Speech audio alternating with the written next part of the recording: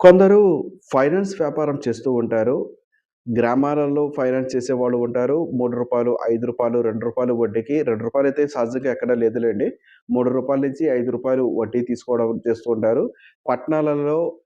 10 వడ్డీ ఇచ్చి ముక్కు పిండి వసూలు చేసుకునే వాళ్ళు కూడా ఉన్నారు. వడ్డీ వ్యాపారులు వాళ్ళ వృత్తి అది. దాన్ని మనం తప్పుపట్టడానికి కూడా లేదు. కానీ అటువంటి వ్యాపారంలోకి వెళ్ళిన వాళ్ళు ఉన్నట్టుండి వాళ్ళు లాభం తీసుకుంటున్నామని సంతోషపడే లోపు వాళ్ళ వ్యాపారం అంతా పోతుంది. డబ్బంతా పోతుంది. ఇచ్చిన డబ్బు తిరిగి రాకపోవడం చూస్తూ ఉంటారు. ఇటువంటి ఫైనాన్స్ వ్యాపారం పెట్టి నష్టపోయి మళ్ళీ పెట్టాలి అనుకునేవారు, లేదా మా దగ్గర కొంత డబ్బు ఉంది. పల్లెటూర్లలో అయ్యుండొచ్చు, పట్టణాల్లో అయ్యుండొచ్చు. దానిని రూపాయికి లాభానికి ఇద్దాము అనుకుంటున్నాము. ఏ రోజు బాగుంటుంది అని ఆలోచించే వారికి ఈ వీడియో ఉపయోగపడుతుంది. నా పేరు దుర్గా మల్లేశ్వరరావు సిద్ధాంతిని. శ్రీ రాజరాజేశ్వరి జ్యోతిష్ నిలయము, నెహ్రూ నగర్, నందిగామ.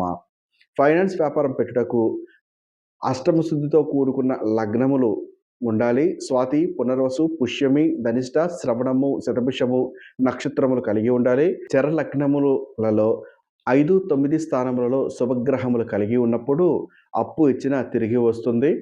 మంగళవారము సంక్రమణ దినములలో అప్పు తీసుకుంటే అప్పు ఎప్పటికి కూడా తీరదు. ఇది కూడా గమనించండి. మీరు అప్పు ఇచ్చే వ్యాపారంలో ఉన్నారు కాబట్టి అష్టమ శుద్ధితో కూడుకున్న లగ్నములు చూసుకొని నేను చెప్పిన నక్షత్రములు గనక చూసుకుంటే ఖచ్చితంగా మీ వ్యాపారము పురోగతిలోకి ఉంటుంది.